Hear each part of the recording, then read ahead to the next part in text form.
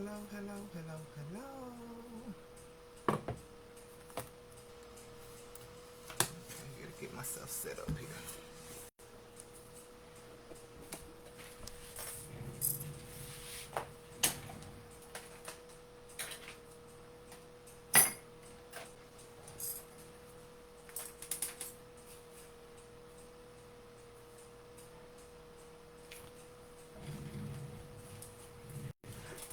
Hello, everybody.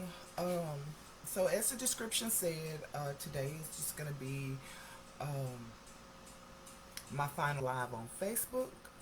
I'm gonna discuss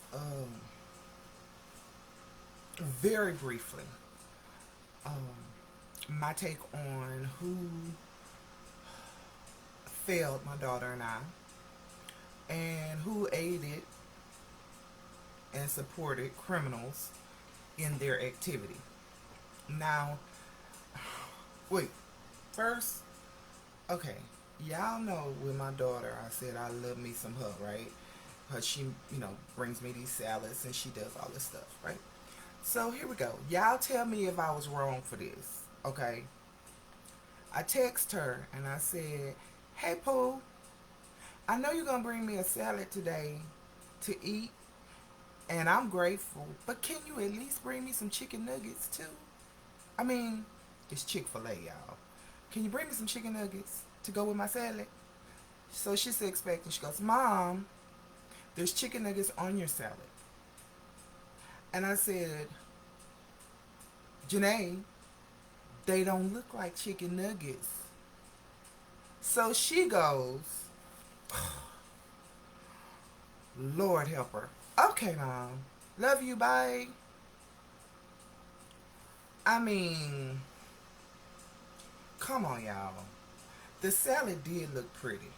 I have to admit. It was gorgeous. It was almost too cute to eat. No, I lie. Yeah, it was cute, but it was very good to eat, might I add. And again, if y'all have never had a salad from Chick-fil-A, I encourage y'all to go and get this salad because it is absolutely wonderful.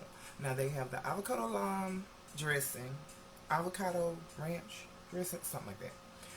But they also have this creamy salsa dressing, and it is wonderful. I mean, truly, truly, truly to die for. So that's one thing.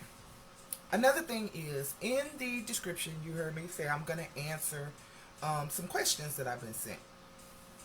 So a lot of you guys have called me, and I've had some wonderful conversations. I am gonna thank a couple of people because when I go into these questions, even though like I have my questions and like their names are next to who asked me the question, but I'm not gonna mention their names.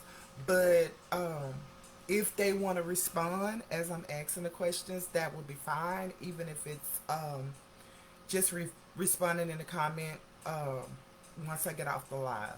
But I am gonna answer the questions, and I think it's like 11 or 12 of them so far. But I'm gonna try to answer all of them on this live. Um, and yeah, if you have any other questions, please feel free to reach out to me either by phone, by text, by instant message, however you feel so obliged to do. And I will answer the questions to the best of my ability. I have to tell y'all that I had two conversations with two very different individuals over the past couple of days. I know that I said I wasn't going to post for Sunday because it was Sunday, and then I didn't realize that yesterday was a holiday. So I just took a break to step away from the computer. I actually didn't get on the computer at all yesterday, I don't think. But just worked on my orders for Juneteenth and just relaxed, you know. I So here I am today. And with yesterday being a holiday, I decided that I'm going to launch our page today. Um, I'm not gonna tell you guys what day I'm gonna. I mean, what time I'm gonna launch it. So it may be in the next 30 minutes, or it may be at midnight tonight. I haven't decided yet, but I am giving away goodies for y'all. Yes, I am. As you can see, I'm getting everything ready. On the wall, there's some envelopes, and they have numbers on them. And I'm going to be asking some questions or asking you guys to do some stuff. Now, one of those envelopes has the major reward in it, okay? It has the major gift, I should say. All the other ones are pretty good, but that one I think is the best. I'm not going to tell you what number it is. So, whatever number you pick, there are 6 envelopes on the wall. So, you will have an option to pick 1 through 6. Before I leave this video, I'm going to give out the first question. The first person that answers that question right will get to choose first. Okay? All right. So now as far as who I felt failed my daughter and I, it stands without saying Houston Police Department failed my daughter and I. The judicial system failed my daughter and I. The church failed my daughter and I. The family failed our daughter and I, my daughter and I.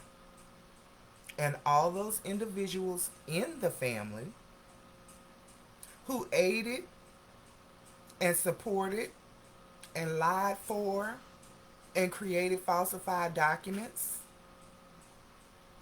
Yes, even you failed me and my daughter. Those of you who know me know that I will, or that I do, wear my heart on my sleeve. I will give you the shirt off my back. I will even give you a roof over your head. You will never go homeless and you will never go hungry when it comes to me. But I also have a mouth that I will not control. I have a temper that can get out of control. And I have no problem defending myself, my family, and what's right by any means necessary.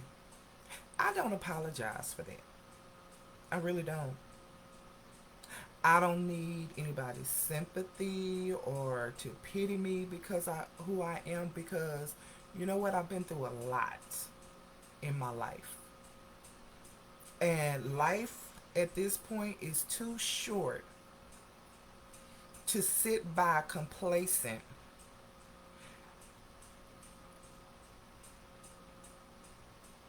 and do nothing when you see an injustice or a wrong taking place. I say that I'm a Christian, and I am. I was born and raised in the church. I know what's right and wrong. I know that I'm not necessarily doing right now. Simply because I am in a state, or I am in a position in my life where I cannot forgive. And I will not forget. That's not saying I'm not trying to. I'm trying to get to that point. And I know that I need to do that soon. I just haven't gotten there yet. I don't know how long it's going to take me to get there. My cousin, commented on one of the posts and said it took her 3 or 4 years to do. Medically, I don't know if I have 3 or 4 years. I can only trust God in that. It's the reason why I'm still here. So, as long as I get up and my feet touch the ground, there is yet another day for me to get things right.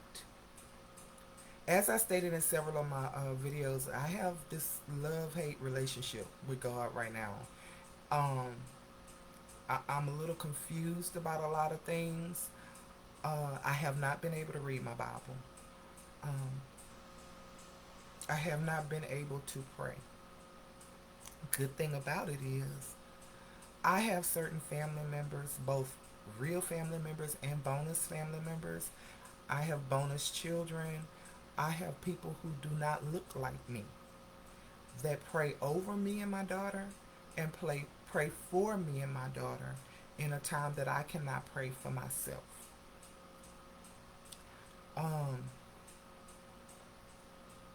okay, Houston Police Department. Several times, as I showed you guys in the various videos, whenever something happened, I called the police. I did not take matters in my hands. I called the police. I let them know what was going on. I got it documented. Instructions were made. On my side, instructions was kept. I can't say that for the other side. In the videos that I posted and the pictures that I posted, y'all can see for yourself whether or not they followed the law. But at the end of the day, when I could have went one way, I went that way. I called the police. I went downtown. I filed my restraining orders. I told them why I was filing my restraining orders. And I continued to call the police and document everything. That was me trying. When the police got there that day, each time the police and CPS and the Adult Protective Service, the City of Houston, all of them, when I called, the instructions were given, but then they dropped the ball because these people stood by and felt that they were untouchable and continued in their criminality.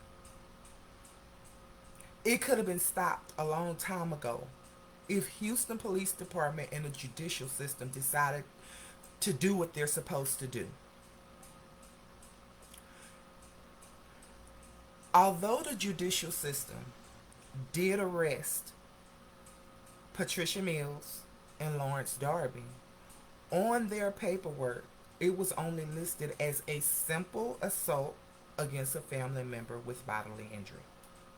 Not with a weapon. No, it just says simple assault. Not with a weapon, which carries a felony conviction. They got out on a Class C misdemeanor with a $50 bond. Even though you heard in the phone call, you saw Lawrence Darby with the crowbar, and you heard me state with a crowbar. When the police came to the house, we let them know that Lawrence Darby put that same crowbar underneath my daughter's neck, on my daughter's neck, put his knees in her back, and proceeded to strangle her with this crowbar. We told the police that. We told the police that there was videos on the house. They need to confiscate the videos because I knew Patricia Mills was going to delete them. I told them this. They looked at us and they saw us, meaning my daughter and I, how we looked at the time. They were there when the ambulance was there with me, checking my oxygen, because I couldn't even stand up. I had fallen in the kitchen because of them. They had their body cameras on.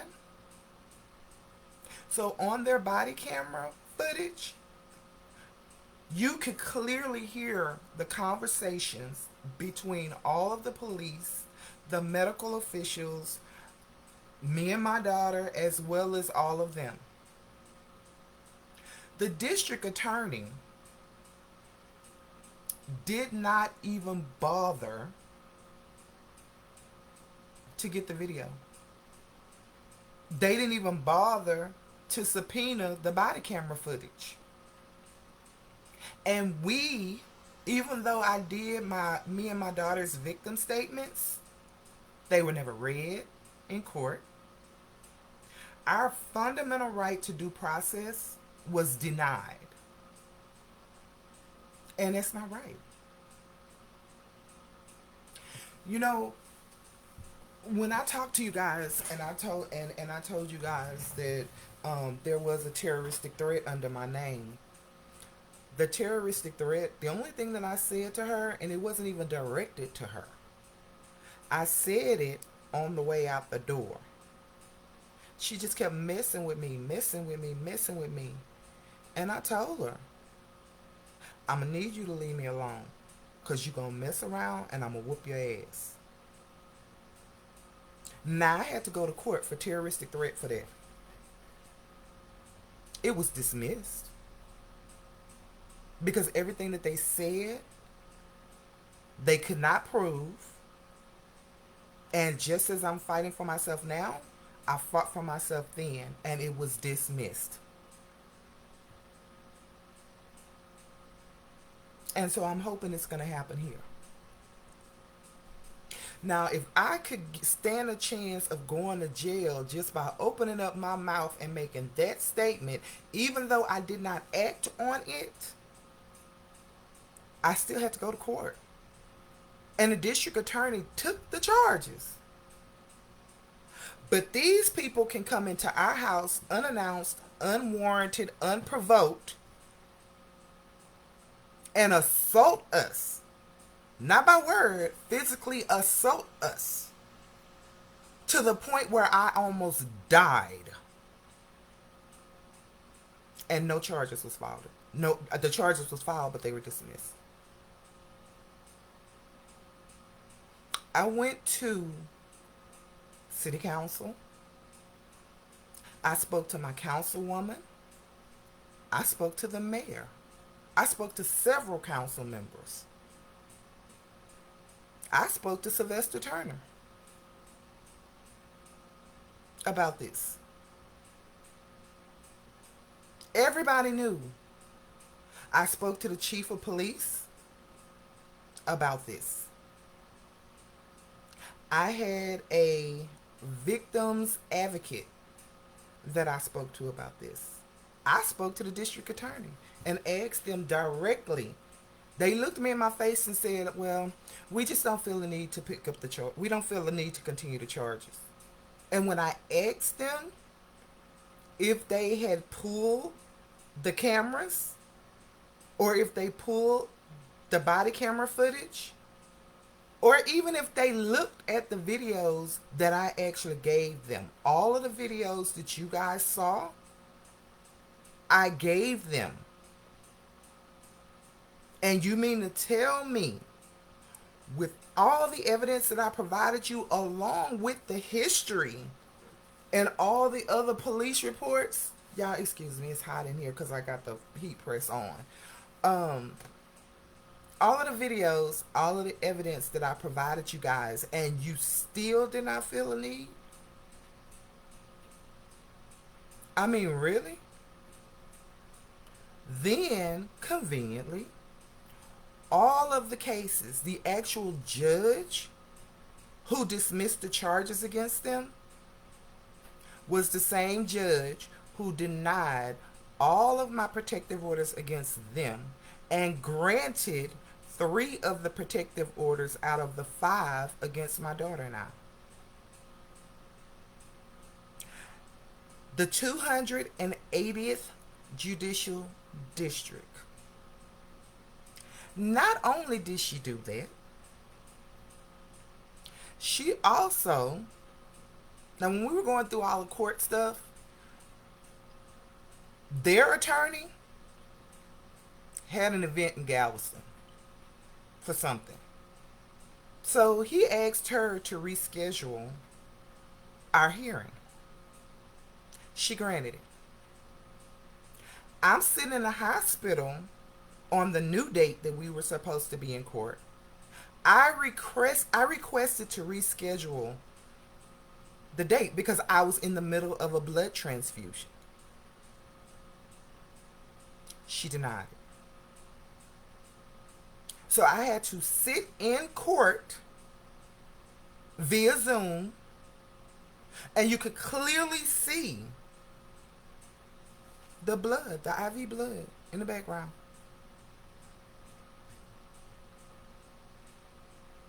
How is that right?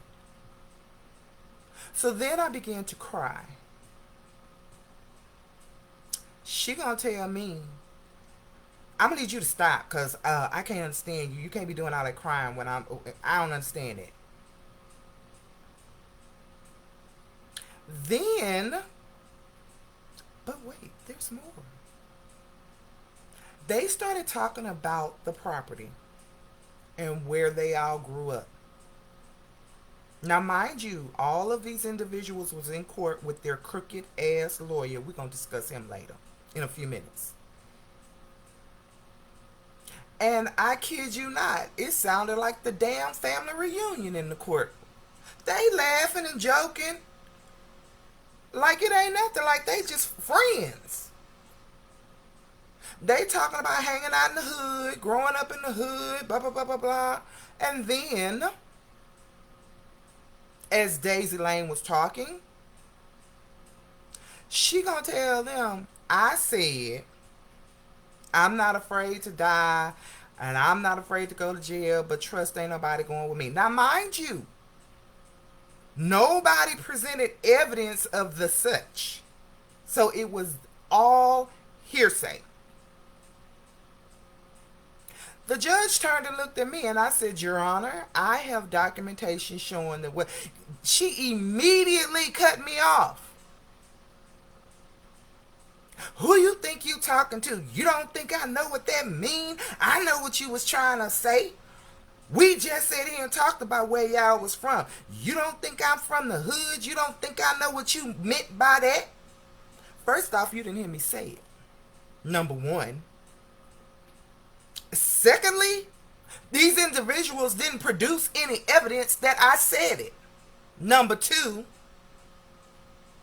Number three, you supposed to be a judge. You supposed to be fair and impartial. But you gonna tell me what I said. And acted on it. Acted on it. How the hell is that right? Then, yes, there's more. She decided to answer her personal cell phone while she was on the bench in the middle of our hearing, talking to her daughter. Her daughter wanted to know how she was going to get home from school. In the middle of my hearing. And when she hung up the phone, her statement was, "Oh yeah, that's my daughter. I'm a mama first. You at work, boo-boo?" She could have easily stepped off the bench, said, "I need a 5-minute break. Go check on your daughter and come back." No. She did it all on the bench. It's in the records. It's in the records. Then, when this woman saw the one video that they showed, which I'm going to show y'all in a minute, she was more worried about my daughter cursing in the video than the fact that they were actually assaulting us. She gonna tell me, what I'm worried about is I hear your daughter cussing like a sailor. Okay, let's not get this twisted. These individuals, now mind you, my daughter is now 16. My daughter is a teenager, being a teenager in today's society. My daughter has less rights than I do, or I did at her age. The world is different. I don't put anything past my daughter. Any of my children, for that matter, when they're not in my presence. I don't know what she's saying. But I know I have repeatedly heard, her on the phone with her friends and they cussing like a sailor too. And I just simply said, hey, I don't want to hear all that. And I discussed this with my daughter. I do not condone my daughter disrespecting an adult unless respect is given when respect is earned. Again, these people came into her dwelling where she should feel safe and protected, and they proceeded to violate her.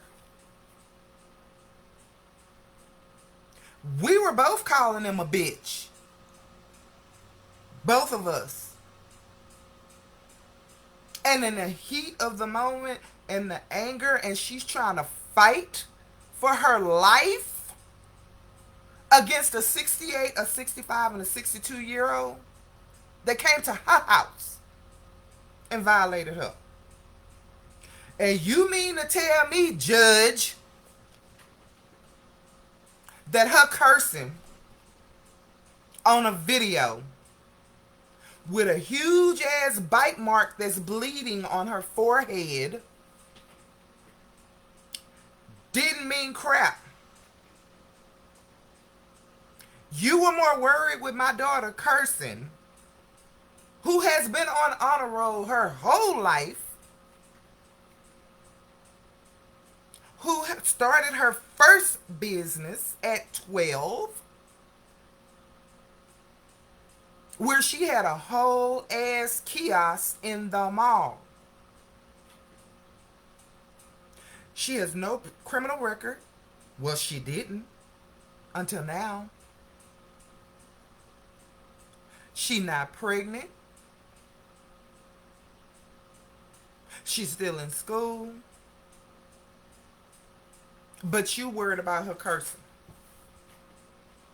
I may not be a good parent for thinking this way, but my daughter cursing is small compared to the mighty things that she's doing in her life. But yeah, this is what this individual did. Their lawyer,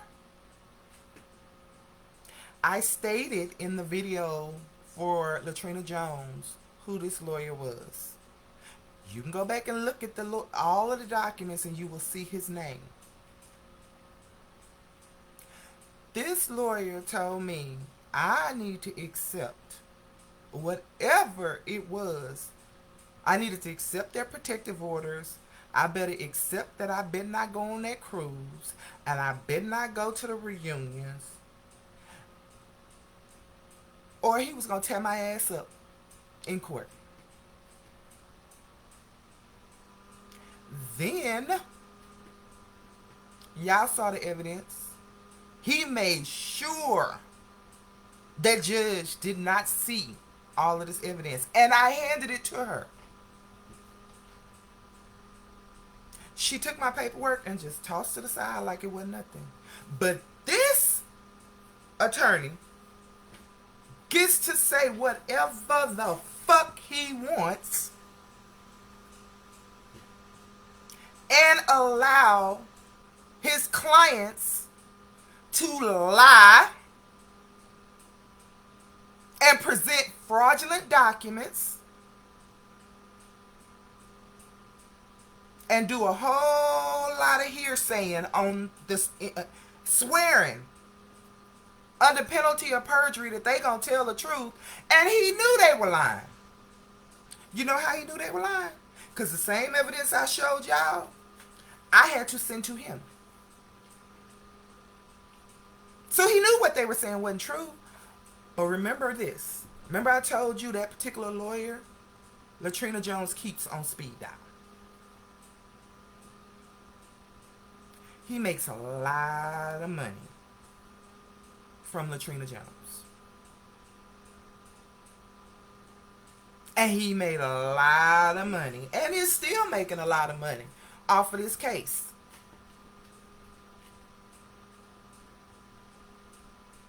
And at this present, I just wish, I'm hoping by the time my appeal go through, because I'm still looking for an attorney.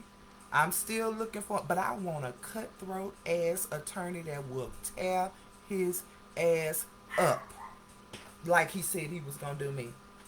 So if any of y'all have a lawyer that fits that description, that can tear his ass up in court, I don't give a fuck what I gotta play. Y'all please send me their name and number. I have not. I've interviewed several attorneys right now. And I have decided not to go with them because I just don't think they strong enough. I hired an attorney. The day that the judge signed the protective order was the day before we were supposed to leave to go on our cruise.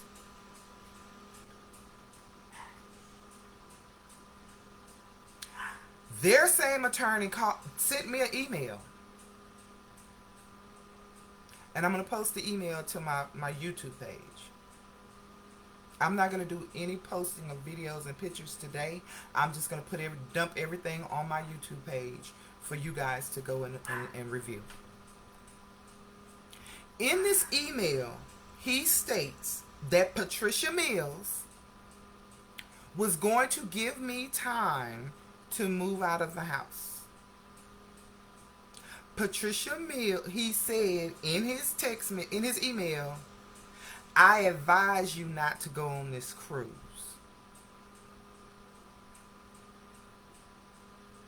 So I responded. And I politely told him, those people over there is your clients, not me. I told him I'm a very intelligent individual. I know how to read. I got the same email you got. And that email did not say that I could not go on my cruise. I politely told him, you're not even supposed to be communicating with me. At the time, I had a lawyer. And he did not, but he should have sent that email to my lawyer. You don't send it directly to me. So he got pissed off at the response that I gave him. And within 3 hours of my response, they were at my door with the police, having me forcibly removed. But in the email it said, you was giving me time. And you know why they did that? Because I made it clear that we were still going on our cruise.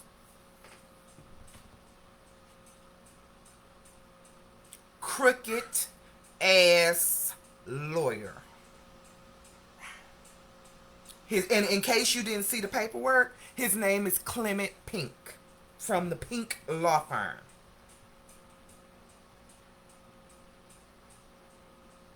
With your crooked ass. And every time I tried to present something in court, I object, Your Honor. I absolutely object. And that same crooked ass judge did not look at any of my evidence. But guess what? The court of social media has.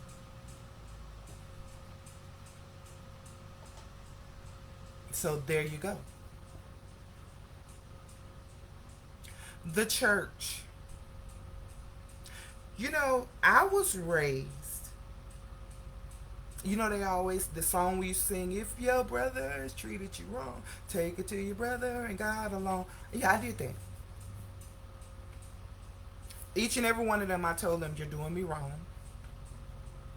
What you're doing is not right. Please stop. But you see, I tried to take it a step further, and I went to my church. And I requested a meeting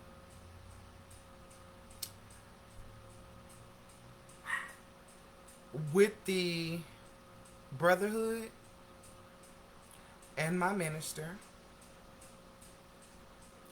I even called the minister's wife and I told her what was going on. And I begged her to help me. And she told me that this was a family issue and the church would not get involved. But guess what? They are my family. They are a family. They are family members who know what's going on. Because these were sisters.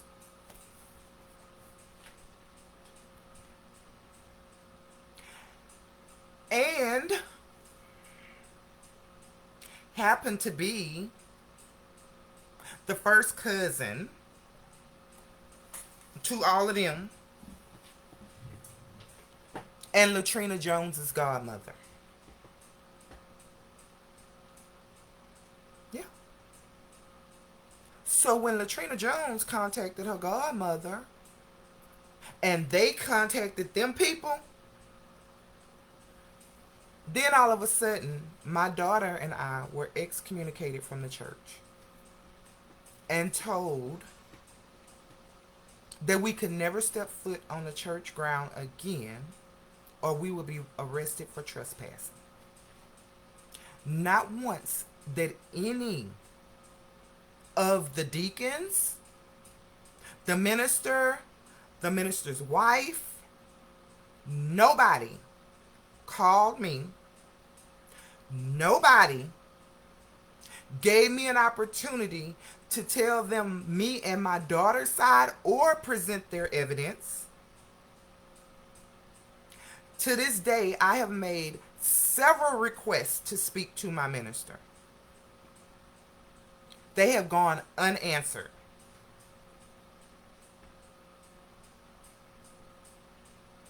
So you mean to tell me I contacted you before it even got to this point and begged you for help? Yet, when your godmother, when your goddaughter, and your cousins call you, now keep in mind, I'm her cousin too. But when they contacted you with no evidence, just hearsay,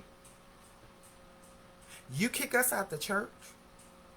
A church I have been at and have known and loved my whole life. I worked in several ministries of the church for years. I did work that in ministries that I wasn't even a part of. And you kicked us out without looking at a single solitary document of my evidence or even speaking to me to get the truth. How is it that you can discriminate against my daughter and I simply because that's your goddaughter? And these same individuals did not get kicked out the church. They're still there every Sunday like clockwork. They still have their positions in the church. Leadership positions. Deacons in the church. Over the ladies ministry in the church. Over the sister to sister program in the church. Running the Vita tax part of the church during tax season. And doing all of the documents that you need at the end of the year for your tax returns. When you need to get, your statements from the church. Yeah. Assistant ministers in the church. Doing all of this. Number one, am I mad? You damn right I am. I am. Because the one church that I've known and loved my whole life discriminated against me and my daughter. And why? Why? Do you realize as long as this is in place, if any of my family members die, I can't come to the funeral? I don't want to come anyway. I will not at this point. I couldn't even be buried and have a funeral service in the only church that I have ever been a member of my whole life. Even if I was to die, they can't have my funeral in church. Because guess what? My daughter won't be able to go. How is this right?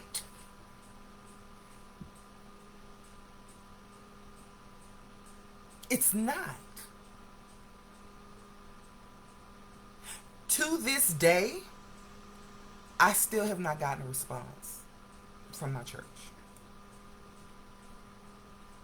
I still have not gotten that meeting that I have repeatedly asked to have.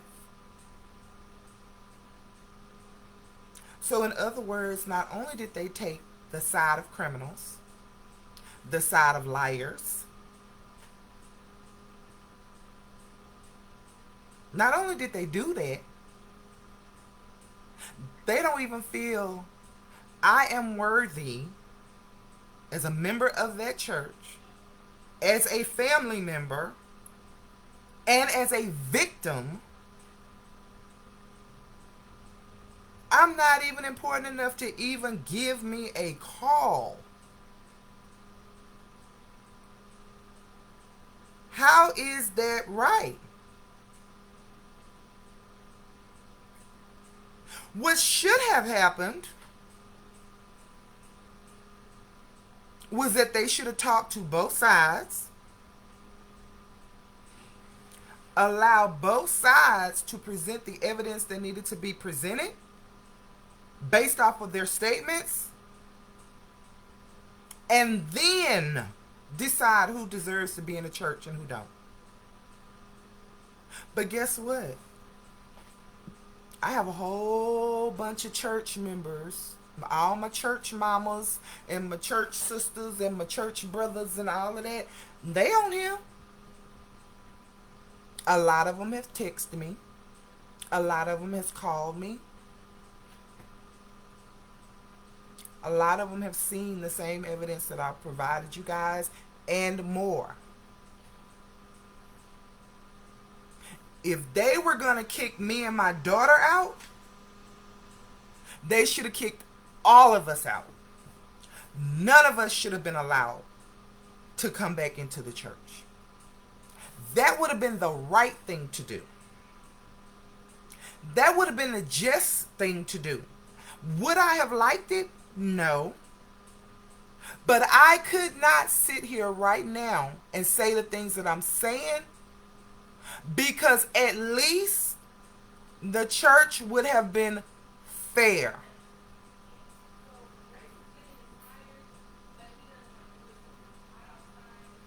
They denied us. They failed us.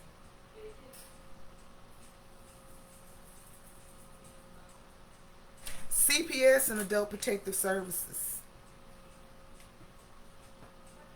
I contacted you because a 68, a 65, and a 62-year-old jumped on a 15-year-old with the intent to kill her.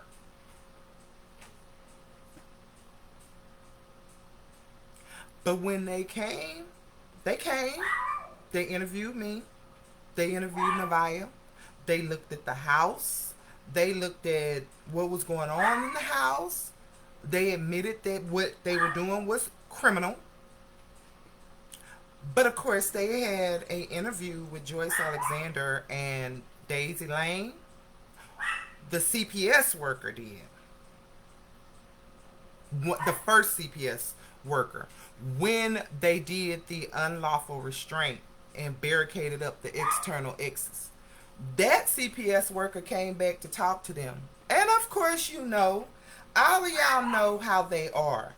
They smile and they grin, and they have this poise about them, and they get in good with the people and start laughing and joking and stuff. And that CPS worker called me and told me that I had messed up the house.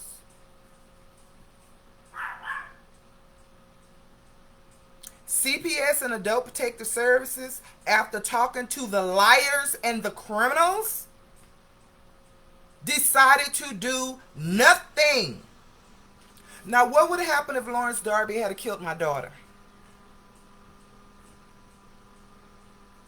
Keep in mind, two of the individuals is over 200 pounds. The crackhead probably slides in at about 150, 160. And they are 68, 62, and 65. And they jumped on a 15-year-old, 16 now, who's 137 pounds. They came into her house armed with a crowbar, extension cords, 3x4 plywood, a table saw, and it was 4 of them. In jeans, tennis shoes, long sleeve shirts, while my daughter and I were in muumuus and tank tops and flip flops, armed with a cell phone in our house.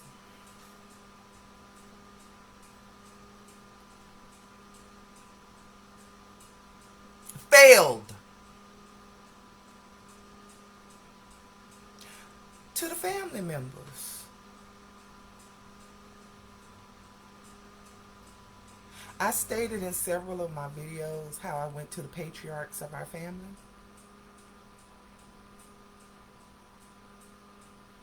Who did nothing. The statements that I received every time I tried to contact family members as to what was going on over there on Peachtree, just a couple of them, I'm going to let you know. One of the patriarchs of the family stated, "I can't believe you putting these white folks in our business."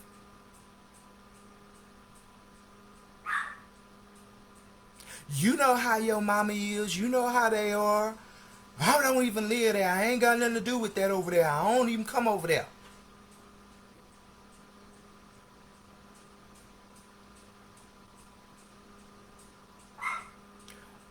One of the patriarchs of the family, whenever I would call him, he would deliberately ignore my call.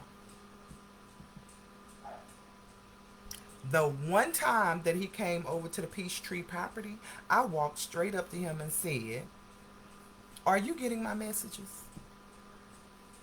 Are you receiving my phone calls?" He looked at me square in the face and said, "Yes." I don't choose to respond. What?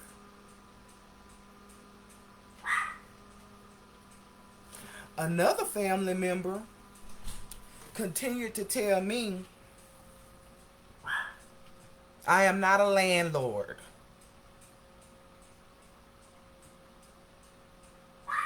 I don't live over there.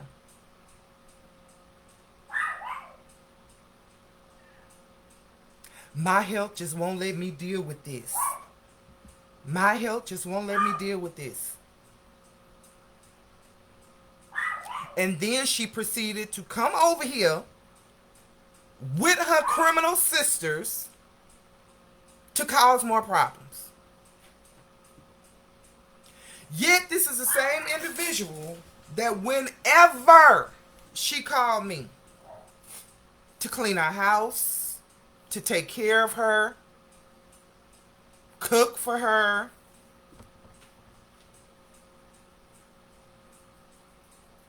turned her back on me and decided to lie with her criminal siblings. In addition to that, one of the family members decided to take it upon themselves, who know that they were violating HIPAA laws, and decided to access my medical records to tell them where I am. Yes, I know, dear, you did, and you are currently under investigation.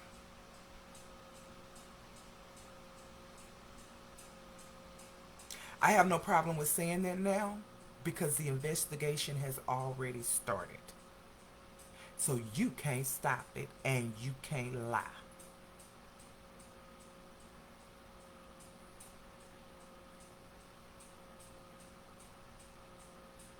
Daisy Lane is a realtor.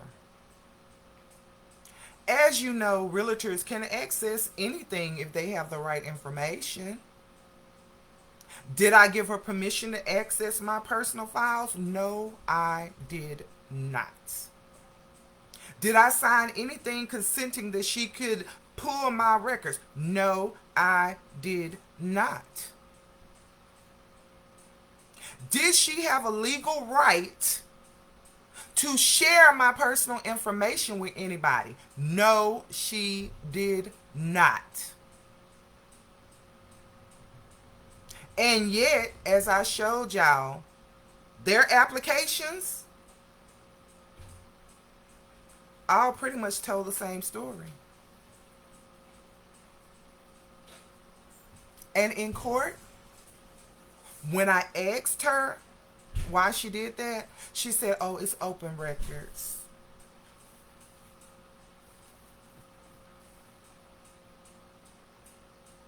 Guess what? Your open records was a lie. A lie.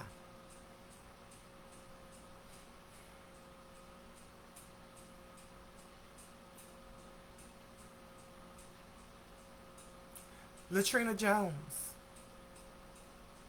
how many times did I come to you? How many times did I go to you? I contacted, me and Latrina talk damn near every day. I get it. That's your mama. I get it. That was her mama. But there's a difference between siding with your mother when she's right and siding with your mother when she's wrong. As a Christian, you should be siding with what's right. Not let your mother run a fucking muck and do criminal activity and do nothing. You knew what they was doing. I would call Latrina Jones in tears in the hospital, unable to breathe, about to pass out, stressed the fuck all out.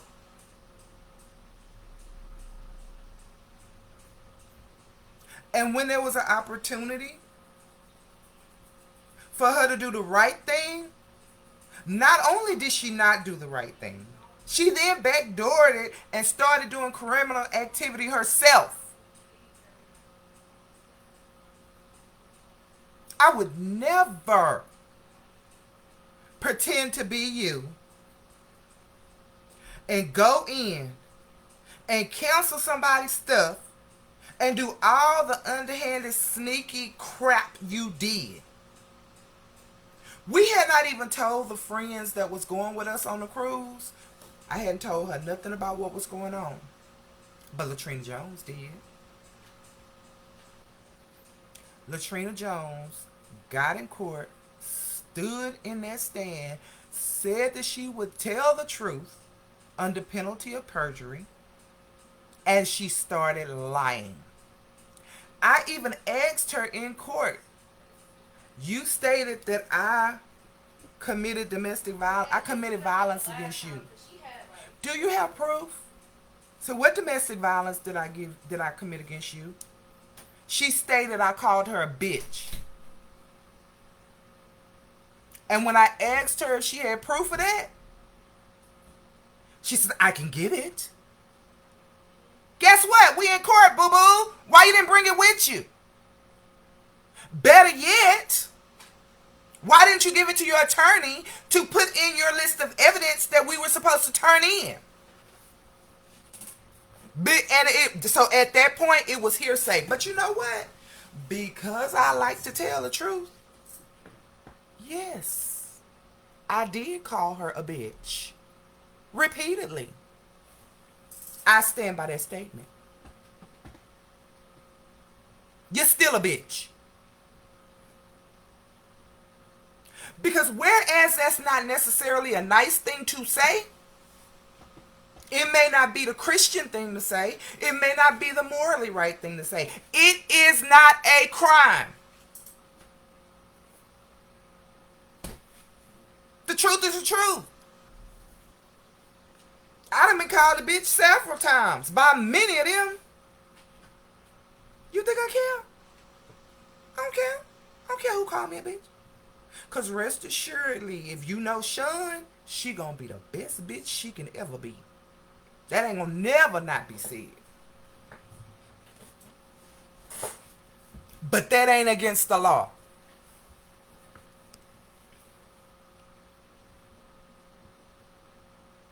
And to those other family members who signed their name on a fraudulent document as witnesses, you know who you are. And the only reason why I'm not mentioning your name, because there are some individuals who are attached to you that I love very much. And I would not want to hurt them. I don't give a damn about you.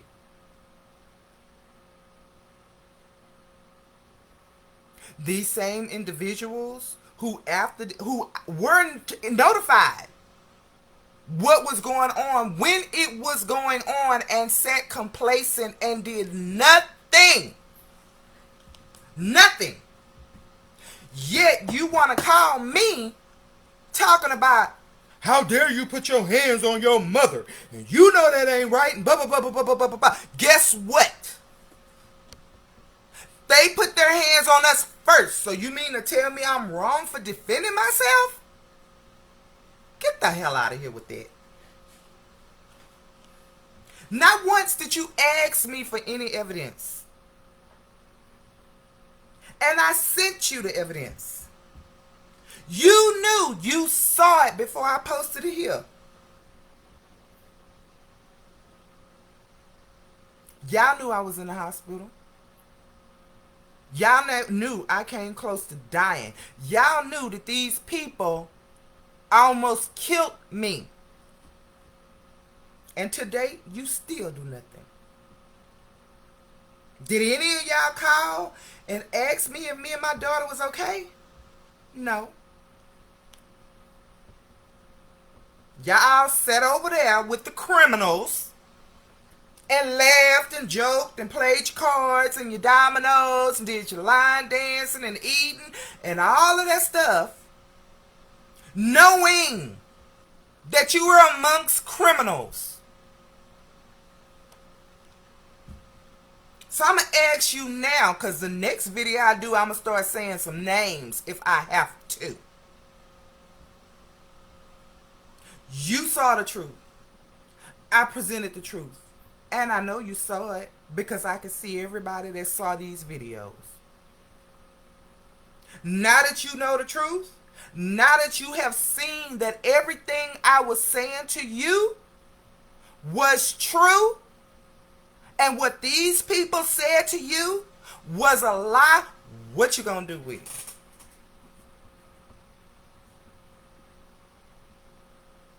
I cared enough about y'all children as my nieces and nephews and cousins, and none of y'all cared about your niece and your cousins as she was being attacked by old ass individuals in her house. Am I mad? Yes, I am. And yet I can still have enough respect for y'all only because I love my cousins and my nieces and my nephews, not because of how I feel about you. I'm not going to mention your name. I'm not. But you know the truth. You know what I have done for you and your children all the time.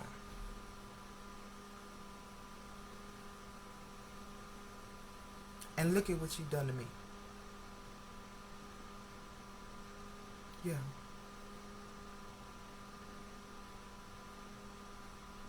To the one aunt,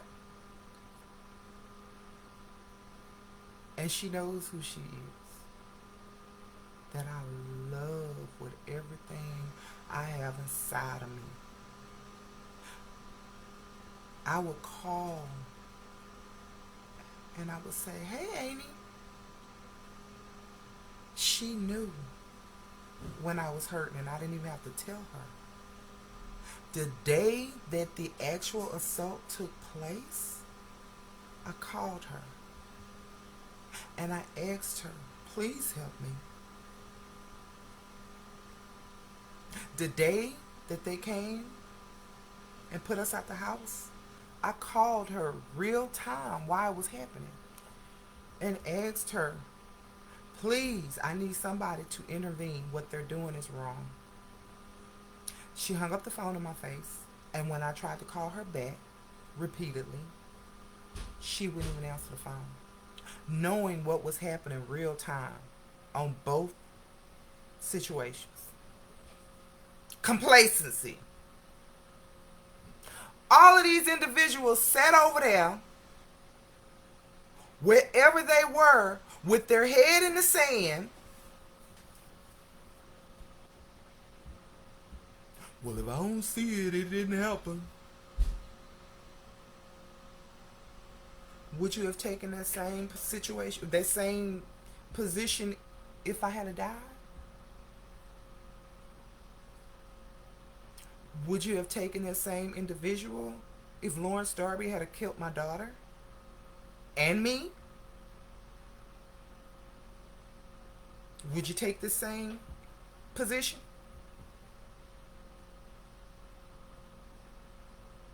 So yeah, we were failed all the way around. All the way around.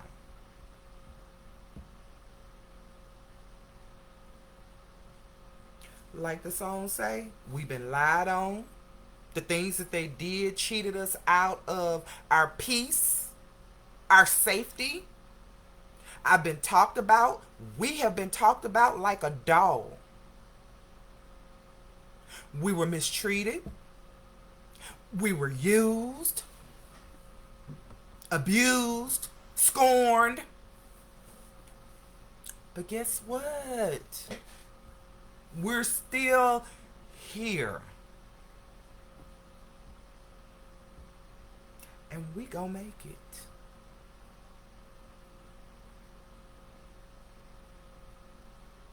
You didn't win. None of you did. Because guess what? No matter where you go, no matter who you laugh with and who you talk to, the same individuals you laughing with and talking to have seen these videos. Have seen the evidence. You guys go on and go in church and sit on y'all's designated pew and eat your soft peppermints and your butterscotches and sing your songs and praise and clap your hands and smile and grin. But guess what? Your brothers and sisters in Christ have seen these videos. They know what you did.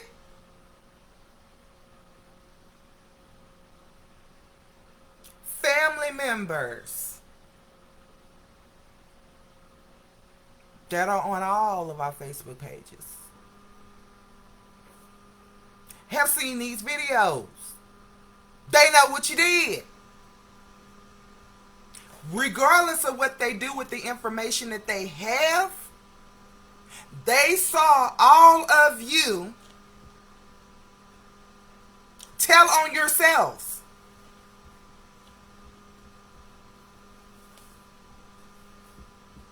That's something you got to live with.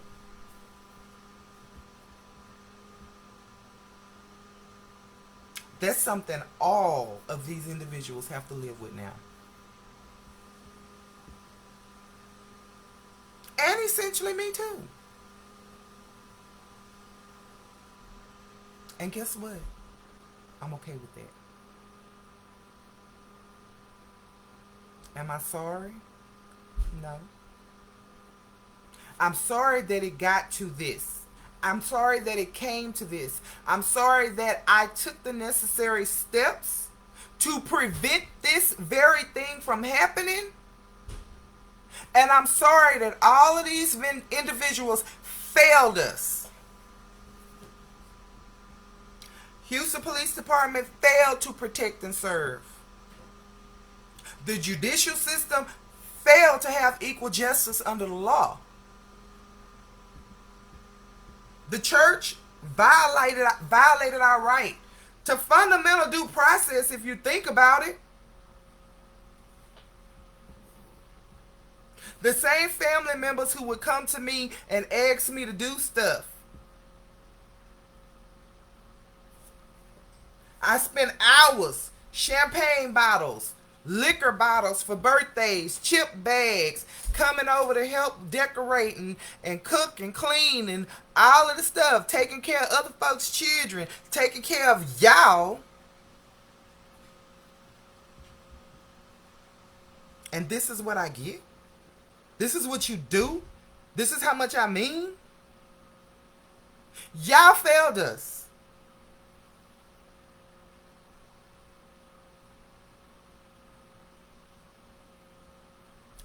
So now I'm just answer these questions real quick so I can finish and get to some happy stuff. Okay, so these are the questions again that I was asked. I'm not gonna say the people's name on the video, but if they want to respond in the comment section, then you can. I'm sorry, y'all. It's retwist day. It's retighten day. So I know I'm looking a whole mess. Okay, so question number 1. Will you ever forgive your family? That's a real touchy question right now. Right now, no. I don't forgive them. I know that I have to. I know that I have to forgive all of these people because my walk and my journey with my God requires me to. I'm working on it. I really am. And while I'm on this question, I'm going to thank somebody, the person who asked me this question. I want to thank you because the conversation that we had yesterday, this person is a high school friend.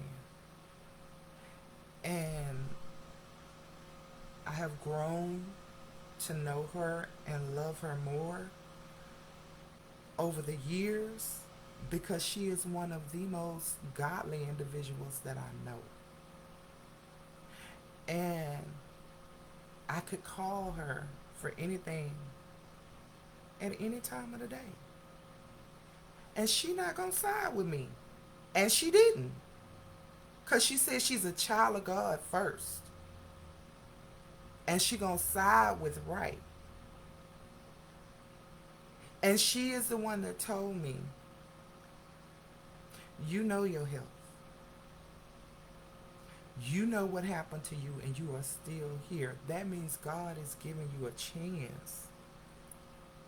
He didn't leave you, you left him, regardless of what you think. And she told me. I stayed on the phone with her a good long time having a conversation. And she allowed me to cry. And she prayed with me. And you know, you have those friends that can pray so hard that they just bring you to tears every time. She's that person. And I'm not going to mention your name, but you can comment. But just know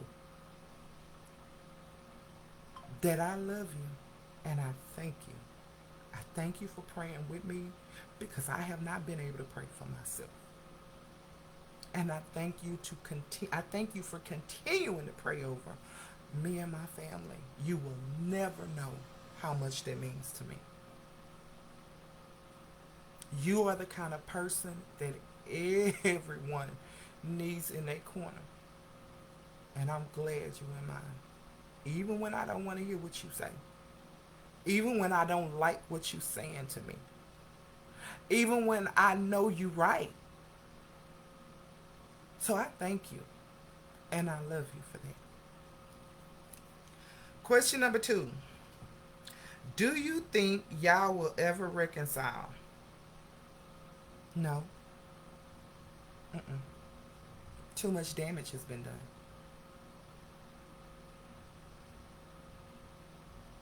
Do you think they're thinking about a reconciliation with me? Knowing what they've done?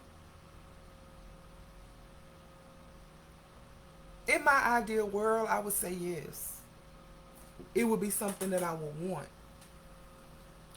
But in an air of honesty, I could care less if we reconcile. I could care less. Because these people hurt us. These people try to kill us and then begin to lie, defame, and slander our name. I will say, for me, right now where I am in my life, but this is still fresh. Right now, there can be no reconciliation without justice. Now, if these individuals want to admit that they lied, want to admit that they tried to kill us, then we can talk. But as of right now, no. There can be no reconciliation. There can be no reconciliation. And it's sad because I have loved my nieces, my nephews, my great nieces, my great nephews.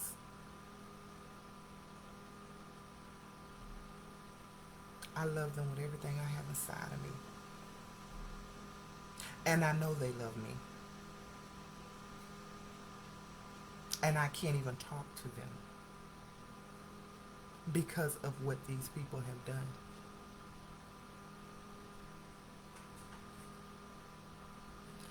I cannot even answer a text message from my nieces and nephews who text me. I can't even respond to them, or I will get in trouble. Now my nieces and nephews who have contacted me thinks that I've deserted them. And that's furthest from the truth.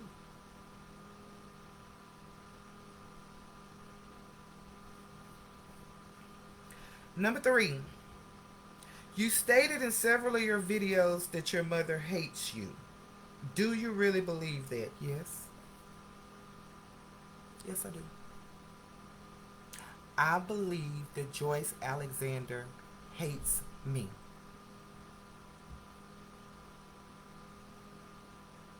Because she does not do what she's doing to me, or my children, for that matter, to any of my siblings or their kids. I cannot understand how a person who is supposed to be a mother can, and a grandmother for that matter, and a grandmother, would allow her siblings to jump on her 15-year-old granddaughter and lay across her legs while her sibling straddles her and bites her granddaughter on her head and laugh about it. That's why I got AIDS and you do too. Hee hee hee. That is a terroristic threat. And she played a part of it. Many times I asked, why are you doing this? Why? Why can't you let me be a parent to my own children? I'm good at it. I'm good at being a parent to myself, or I would not have as many bonus children that I have, and my nieces and nephews would not want to come to my house. My baby cousins that I took care of would not want to have anything to do with me if I was not good at what I do.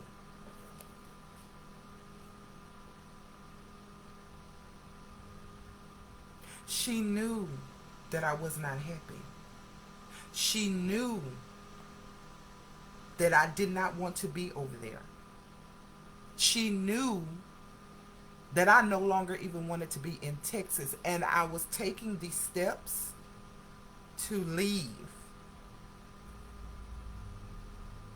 This same individual had me drive into town on several occasions to help her with her previous tenant at her house, who left black mold all over the walls and ceilings and allowed their dogs to run amok and tear up everything and only take out of the house what they wanted and left everything else for us to clean, knowing that I'm allergic to black mold.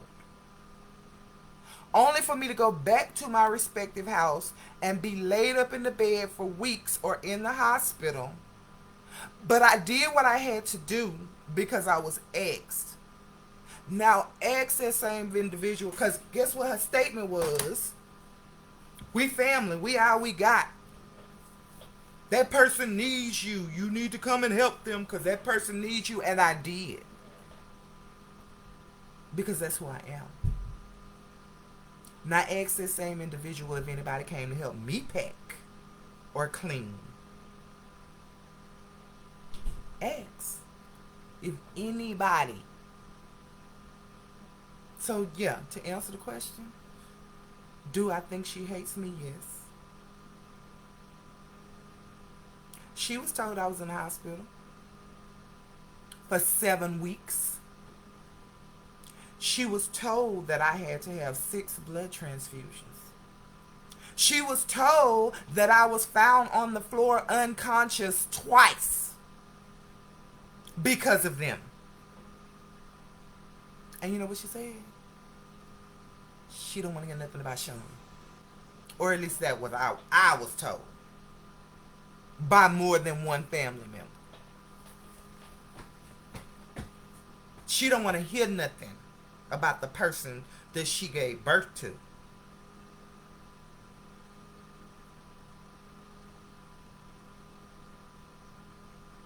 So yeah. Do I think she hates me? Yes. Because how? I look at my children, and my children are perfect, but neither am I. But with everything that's happened, even now, I still cannot see myself allowing anybody to put their hands on my child in a manner, or me, in a manner that would keep my child or my grandchildren in a manner that will cause them harm or death. I can't see that. I cannot see myself allowing that to happen. And she did.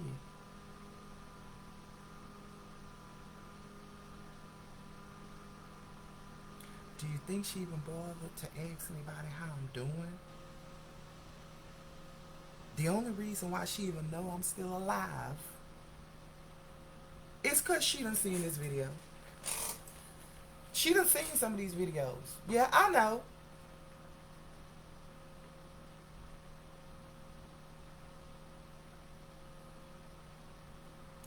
And still stand by your lives?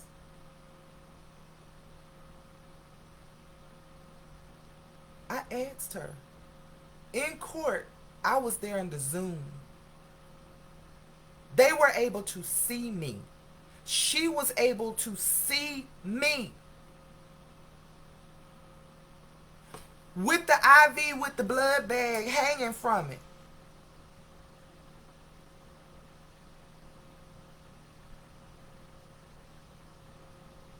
and has not been phased.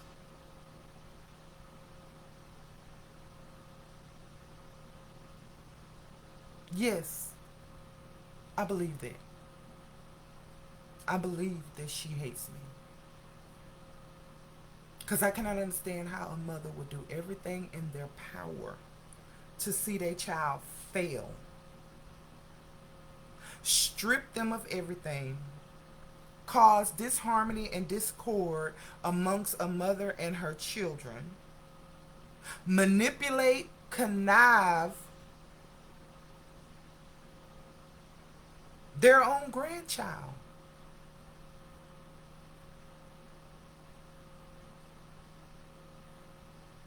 And it's sad. It's sad.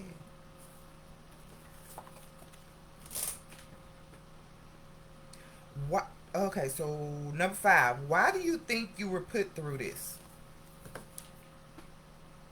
It took me a long time to realize that question. And you know what? I had to go back because all the way back in 2012 when I got my first blood clot and I ended up in ICU for months, I was in a great deal of pain.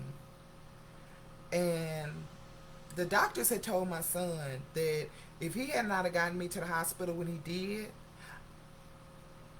I would have died on our bathroom floor because I was trying to take a shower and pack my clothes in case they were going to keep me. Y'all know how we do.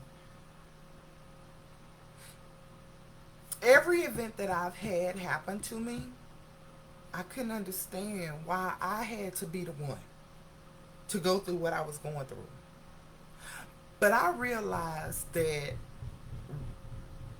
I had to go through it so when the other persons that went through it actually had to go through it, I was there to support them. I was there to tell them what they would expect, what was going to happen, what was going to happen with the procedures that they were going to have to go through, the medications that they were going to have to go through. Ask the right questions and just be there for support for these people. I remember I was asleep one day, and it was a very stressful day because I had just left the hospital. My levels was low and I wasn't feeling good and I was just exhausted, so I went to sleep. And I remember the last thing I said while I was crying was, God, why are you making me go through this? Why did they do this to me? Why would you put me through this? And I went to sleep. And I woke up because I was scared to death because just out of the blue, I heard 3 words. Why not you? I heard it just as clear as day, like somebody had whispered it in my ear. And so now I believe it. Why not me? Somebody gonna watch these videos and gonna learn what the meaning of the word strength means. Somebody is gonna watch these videos and gonna realize that they are not alone. I've had several people already call me and text me and tell me their story, and have already texted me wanting to be a part of the book that I'm writing. And they told me I just wasn't, I just haven't been brave enough to do what you're doing. So yeah, that's why I think I'm going through this. Number 1, because I was strong enough. Huh? Okay. Keep your location on. Okay. Love you. Love you too. Chill break. So yeah, that's why I think I went through this. And that's why I feel like I'm still here. Because you will see if you decide to subscribe to my page, you will see the resources that I put on there.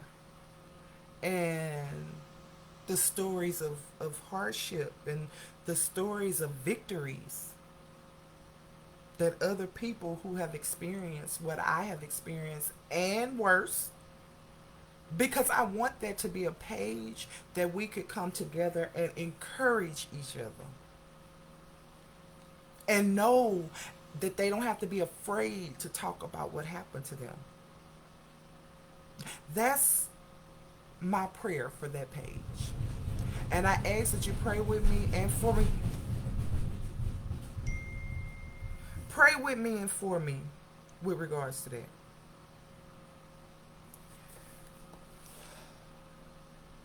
Number 6. Why do you feel the church had a part in this? I've already explained that. So, yeah. I've already explained that. Number 7. How do you think your family feels about what you have done? The honest answer is I really don't care how they feel. I told the truth. I showed the truth. And sometimes the truth hurts. Especially when you're lying. I have not talked to any of them, so I don't know how they feel. But do you think that they were thinking about my feelings when they were assaulting us? Do you think that they were thinking about how we feel when they were lying on us and defaming and slanderizing our names? Do you think they care about how we feel now that they've added the whole laundry list of people on their protective order? People who they knew loved me and wanted to spend time with me and wanted to be with me, and now I can't communicate with them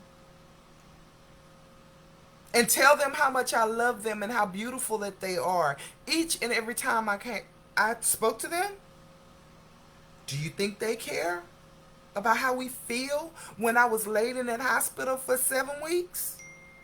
Or when I got sick from one of the blood transfusions because my body was too weak? Or when my daughter was traumatized because she walked in from getting her some chicken nuggets and french fries from the hospital cafeteria only to find her mama on the floor unconscious with bloody stool expelling from her, and had to watch these people resuscitate her mother. Do you think they worried about how she feels? Now that we're traumatized and had to run from everything that we know and love? So no, at this point, in all honesty, I could care less how they feel. Because they didn't care about how we feel the many a times I asked them to please stop what they're doing.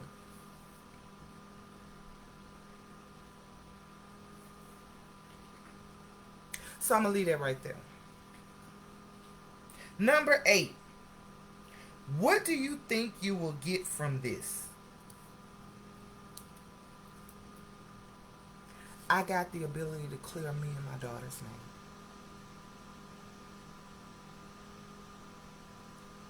That's all I got from this so far. And this question, I really didn't know if it meant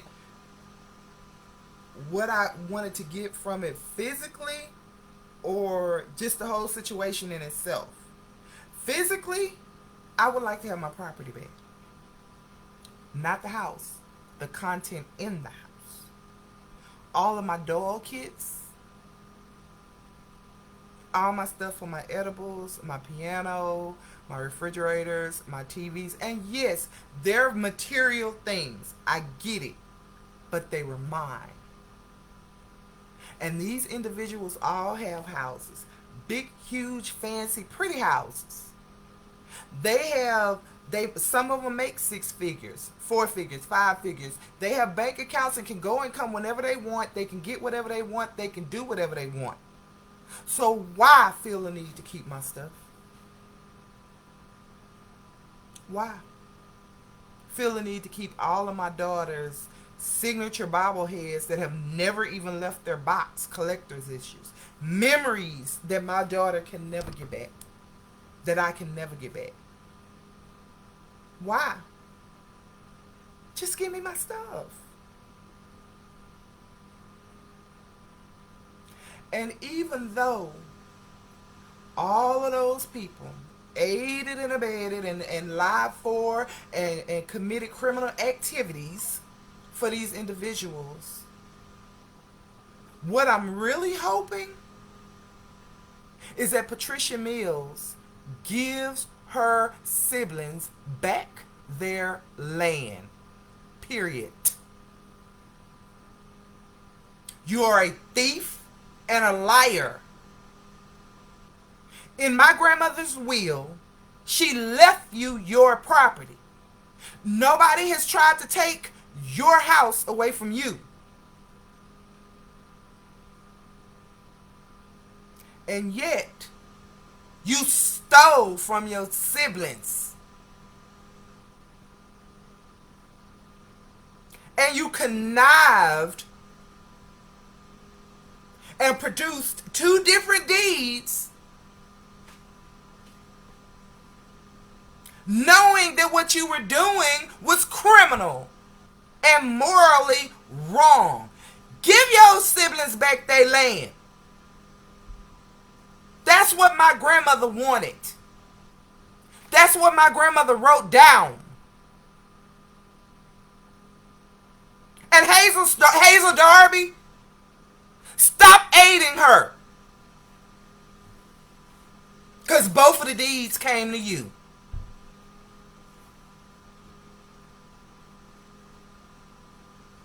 How dare you put a stain on my grandparents with this buffuckery that y'all doing?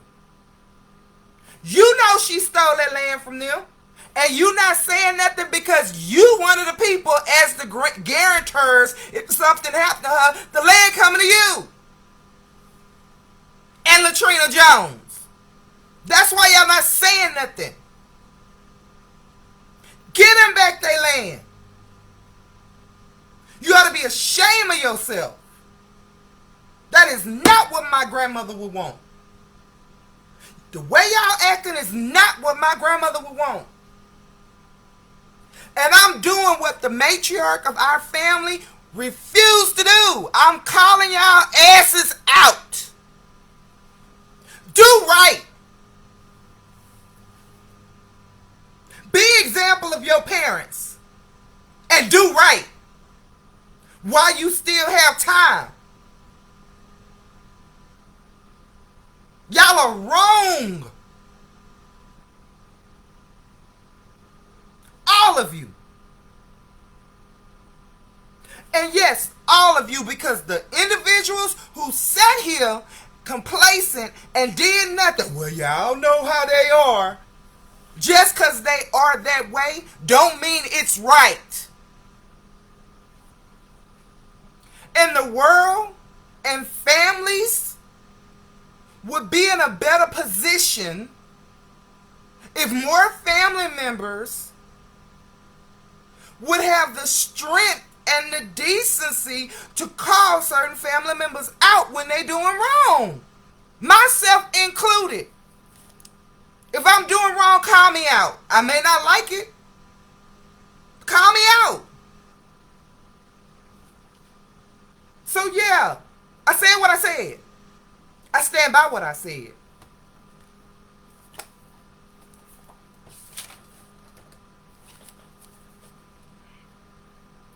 Number 9. I noticed the only time you cried in any of your lives was the live you did for L. Jones. Why did you show emotion in that video and not the other ones?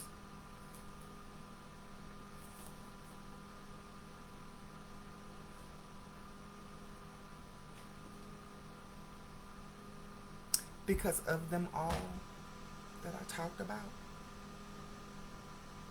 She was the one that meant the most to me.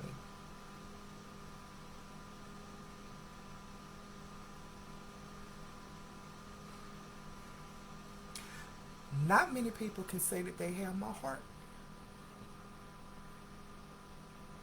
or my support or my love.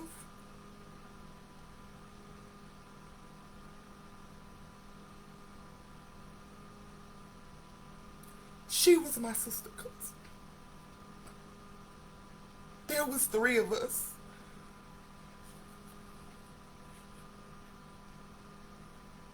And she means the world to me.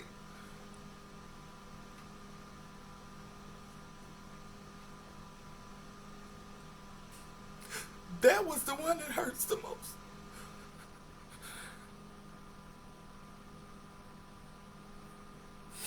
I have a better relationship with her than I do with my own siblings.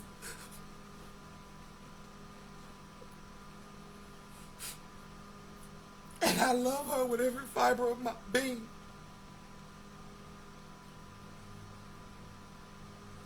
And she knew how much all of this stuff was affecting me.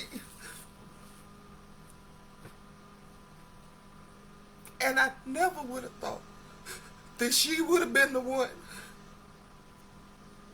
to hurt me the way that she did.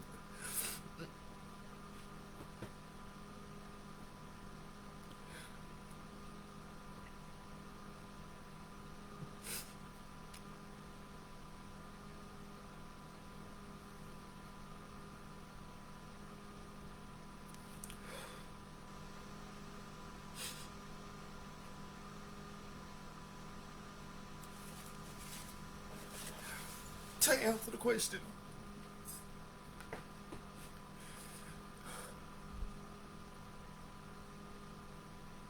I cry when I speak about Latrina Jones. Because she is the one that I love the most. Outside of my children, she was the one that I loved the most.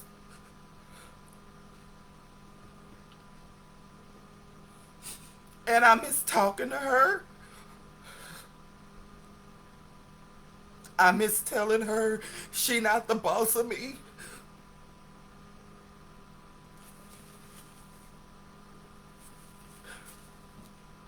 I miss having a drink with her.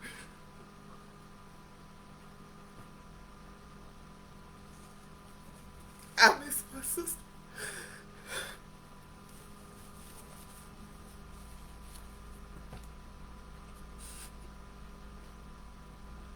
And no matter how much it hurts me, I still had to tell the truth.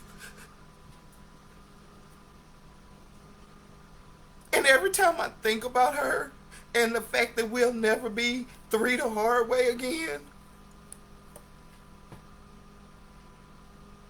it's heartbreaking.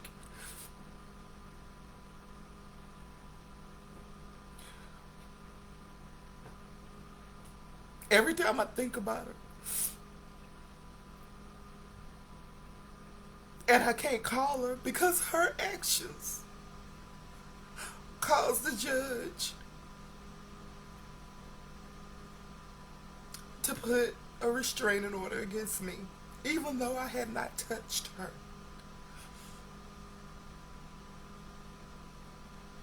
The protective order that she has against me and my daughter is not over till December 2026.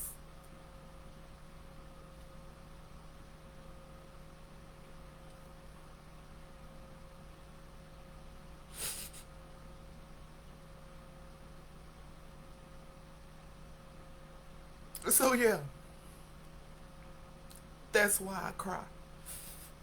That's why I showed the emotion that I did when I talked about her, and that's why I'm crying now. Because she was the one that meant the most. And her actions is the ones that hurt the most.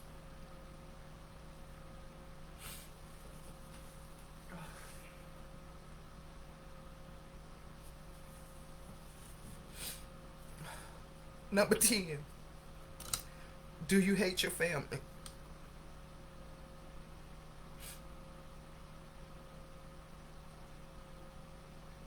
If I'm being honest, right now, yes. I'm not going to sit here and lie and say I'm not feeling some kind of way. But it took the conversation that I had day before yesterday with another one of my family members. I know in my heart of hearts that I say I hate my family. But in reality, I know that I'm hurt by my family. And I can sit here and I can admit it.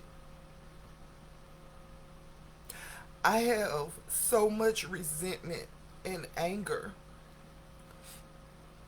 against my family because these are individuals who knew when it was a birthday time coming around, they knew who to call to do the chip bags and all the little froofy stuff that we like to do, the fans and the t-shirts and the cups and all of that kind of stuff. They knew who to call. And I would stop what I'm doing and answer the call.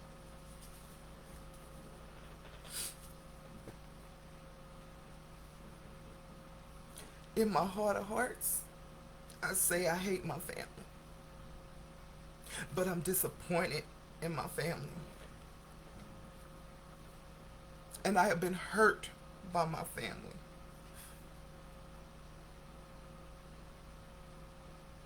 And I will admit, you know how they always say you never realize how much you'll miss a person until they're gone?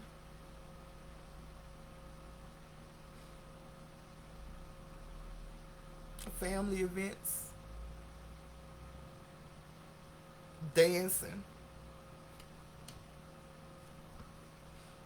I have to keep looking back at what my family did for me for my 50th birthday, and that was one of the best times of my life. Just seeing all my family members around the pool and all the just the spread that they gave me. I have to keep going back to that. Our Christmas cruise, when all of us together, just watching all of these generations. I miss that. When my grandmother was alive, we would, for all of us, and they'll all tell you, we all know, there was one dessert that my grandmother would make, but she would never make it any other holiday but Mother's Day and Easter. My grandmother would make berry dumplings. And we couldn't live to get to that pot for Mother's Day and Easter. This year for Mother's Day and Easter, I ate berry dumplings by myself in honor of my grandmother.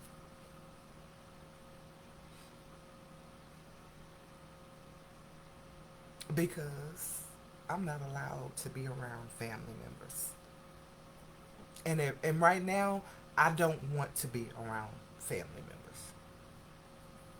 So I ate it here. Nobody else who came over for Mother's Day and Easter eats berry dumplings. So I ate it by myself. And yeah, I ate the whole pot by myself. It took me about 4 or 5 days because I didn't make a big one. But yeah, my big back self ate all them berry dumplings by myself. I sure did. But it made me think about certain events where we were in a situation where we could come together and play cards and dominoes and drink and line dance. And I don't have that. And I miss it. I can't answer for them. I don't know if they miss me or not. But I can't dwell on that. All I could do is be honest with my feelings. And it took somebody to check me and say, you don't hate your family. You hurt by your family. So in an era of presenting that question in honesty, yes, I do hate my family. I don't hate my family. I hate what my family did to us. I hate the fact that it came to this because it didn't have to.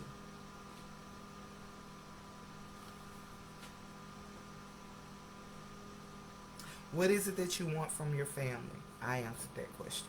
Um, Last question.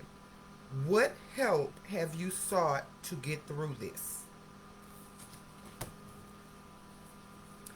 My daughter and I are in counseling. We have a trauma counselor that we meet with every week to just talk about how the week is going, um, talk about our feelings. Um, we talk as a group, me and Avaya and the counselor, and then the counselor talks to Nene by herself. Um, so we are in counseling. Um, I have been put on medication for panic, anxiety, and PTSD, and I do take it.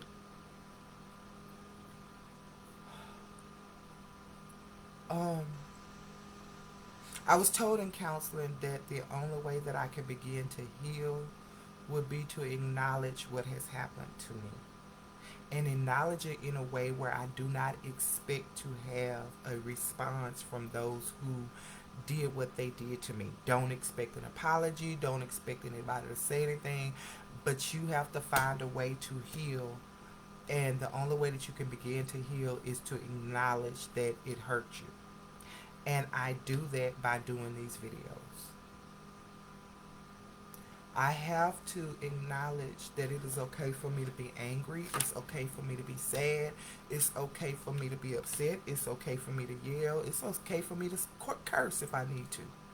Because my feelings are valid and my feelings are real. I changed the way I do things. When we were back there, I spent a lot of time in the shade, in darkness. I wouldn't, I would get up. I would spend half of the day in bed because I was so depressed. When I would finally get up, I wouldn't, I don't make my bed. I didn't bother to even change clothes or do anything with myself. Now, when I wake up, the minute my feet hit the floor, I make my bed.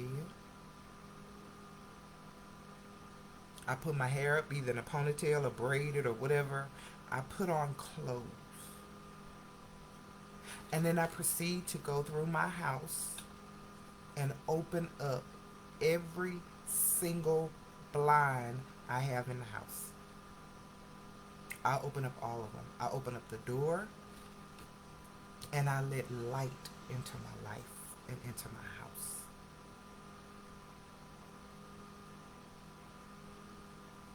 I still have not been able to pray.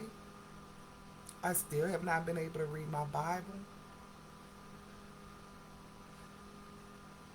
But I was on YouTube one day and I came across this channel. It's called Peaceful Prayer. And if you've never seen that channel before, I encourage you to go to that channel. This particular person does a prayer every morning and every evening.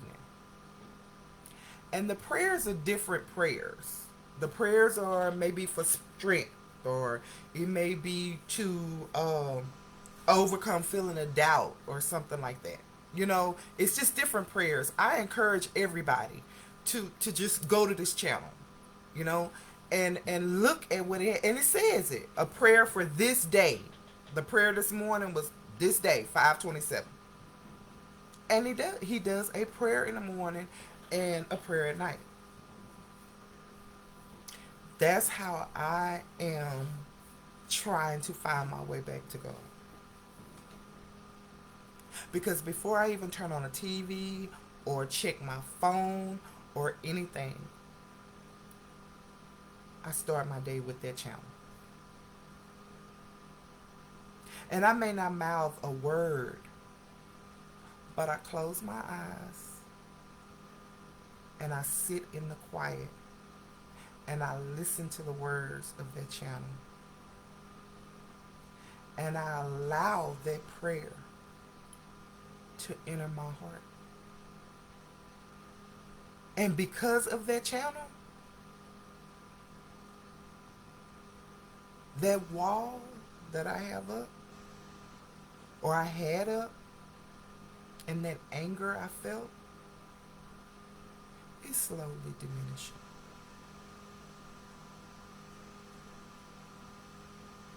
Navaya and I make sure that we speak every morning. I get up and I affirm to her that she is beautiful and she is loved.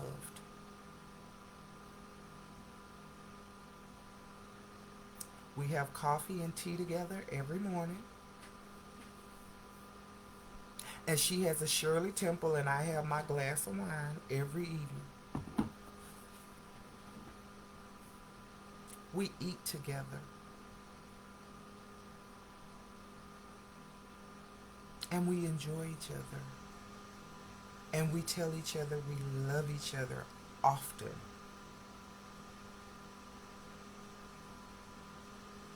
So yeah.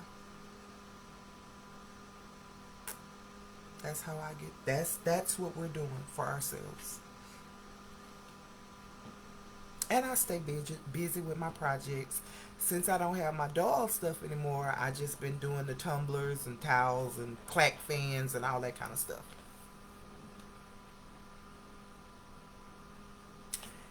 And by saying that, let me say this. Again, what I said at the beginning of the video, I'm getting ready to launch my page.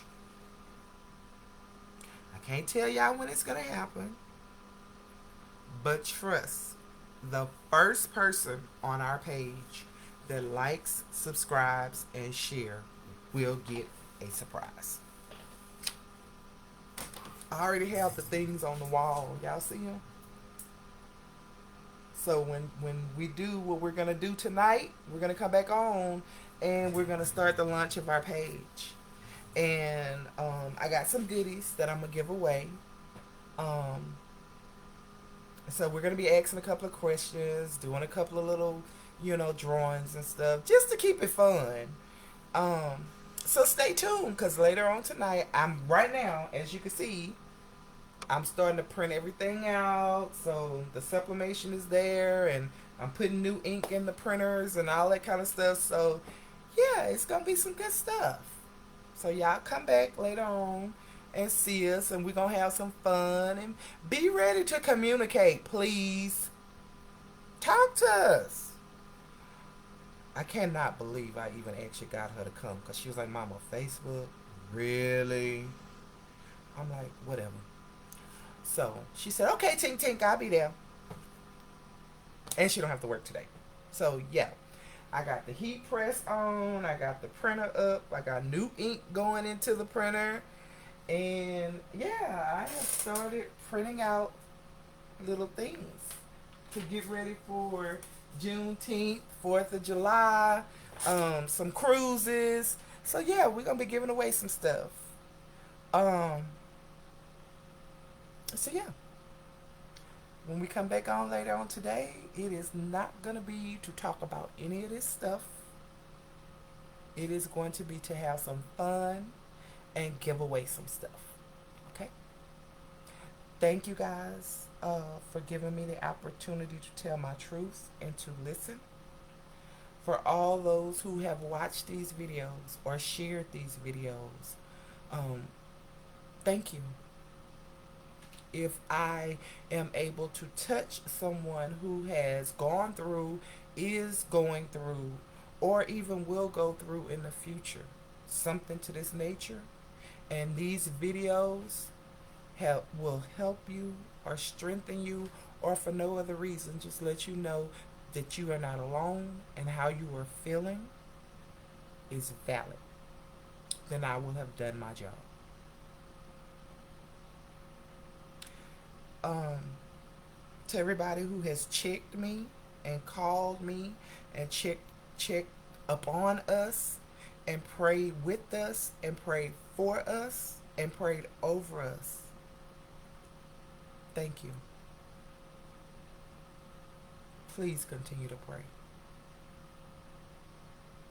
Because your prayers and your comments and your phone calls and your text messages is truly building me back up. And for that, I cannot say thank you enough. I wish that everybody have a wonderful day. May you be protected. Know that you are you and you deserve to be loved just as you are. You are valuable. You are appreciated. You guys have a good day. See you later on. I got cups and all kind of goodies to make for y'all. Bye.